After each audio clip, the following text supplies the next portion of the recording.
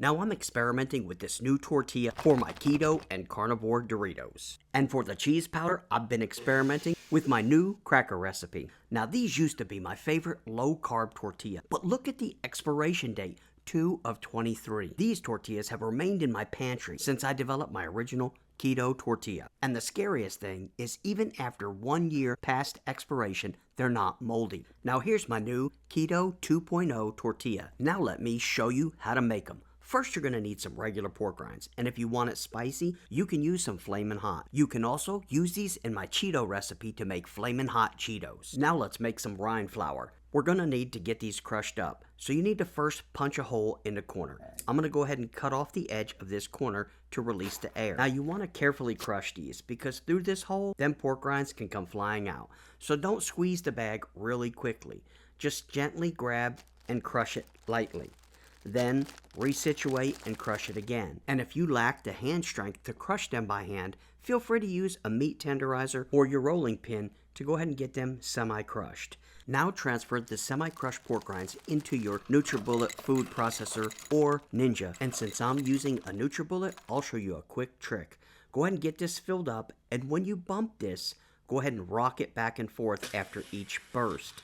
As you notice, it's going down further and further as I shake it. And then voila, I have good flour.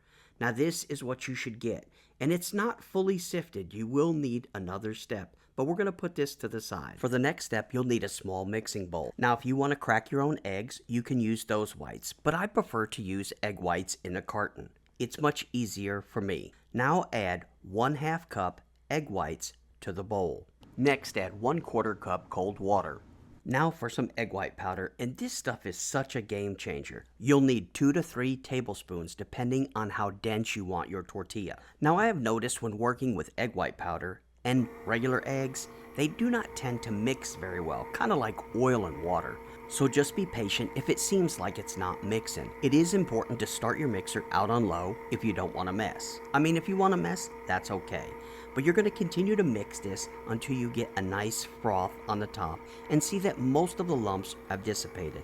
Then increase your speed. You want to continue mixing this mixture until you get very stiff peaks. They should look like this. Now I always get asked this question in the comment section, can I use pork panko? And the answer is no, it's way too greasy to sift. Now take 1/2 cup of those pork rinds that we ground up in our food processor earlier. Now here's a tip and my method for getting this to an ultrafine state. As you see here, I'm using my stainless steel measuring cup to push the ground pork rinds through the sifter. Once they're almost all sifted, I discard this. Now for this portion, you can simply use a silicone spatula. Now what I like to do is take my silicone spatula, clean off the walls, and get it mixed up a bit. Once the ingredients are semi-mixed, I pull out my mixer and mix it until it becomes a consistency of almost a pancake batter, like this. Give the mixture a final scrape down and mix. Now look at how smooth this batter is. I personally like using a piping bag for this recipe, but it is not required. You can actually spoon it out.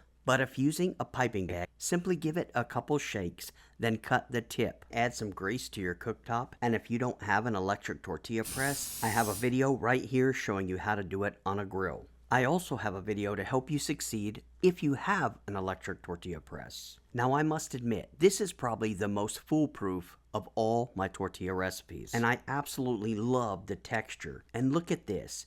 Look at the difference in the sizes. You can make these really large. This is almost a burrito-sized tortilla. Look at the pliability of this tortilla. You can use it for carnivore and keto pasta, carnivore and keto tortilla pizzas, hard-shell tacos, tostadas, tortilla chips, and soon I'll show you my favorite way to use this tortilla. Make sure to smash that like and also drop a comment below. Guys, thanks so much for watching, and as always, I will see you in the next video.